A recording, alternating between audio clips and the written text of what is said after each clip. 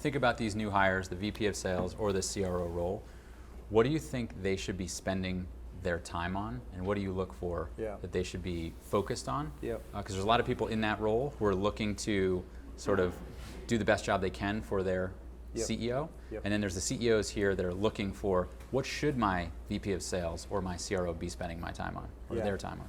So I think two pieces. One would be like, especially early on, setting up a culture around trial and experimentation, right? Because you're going to have this unique context, and who knows what the right answers are? Who knows what the right email scripts are? Who knows whether you should have a demo or free trial? Who knows what type of rep you should even be hiring? These are all things that you've got to figure out. So set up a context and a tolerance for trial and experimentation, and run those experiments and figure out your answers. And I can speak to some of the experiments we've run.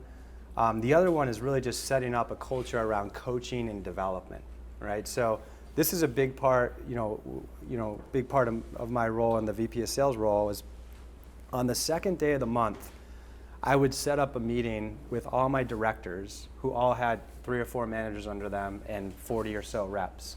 And I'd spend 90 minutes with them on the second day of the month and go through each salesperson, and I'd have 3 questions for them. What are you going to be coaching this person on this month? How did you come up with that? And what is your coaching plan for that particular issue?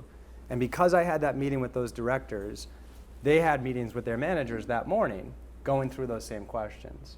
And because that meeting existed, the managers met on the first day of every month with each rep one-on-one and went through and reviewed all the metrics that rep had in the last month, comparing like their connect rate, their opportunity, the number of opportunities, their close rate to the rest of the team and where they stacked up, and also comparing those performances against past month's performances for that rep. So it's a lot of charts they're looking at, and they spend an hour on it and go through it, and they figure out where in that funnel is that person most broken, and how can I help them with it. So perhaps they're most broken in like the demo close rate. They find that that's where they're off. And perhaps through some conversation, they decide that the rep is really struggling with developing sense of urgency in their deals. So that's great. We're going to work on sense of urgency.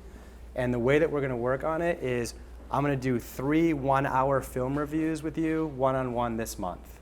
And in fact, in that meeting, on the first day of the month, I'm going to book those 3 hours through the course of the month right there. So Thursday at 9 and Wednesday at 2 and the following Friday at 11 a.m. So I have my coaching all scheduled. And as some of you are managers in the room, it's so easy to get bogged down with fire after fire after fire, and you never have time to develop your salespeople. And that's really where the productivity increases come from. So that's an example of a process, just like setting up a culture around continual coaching and development.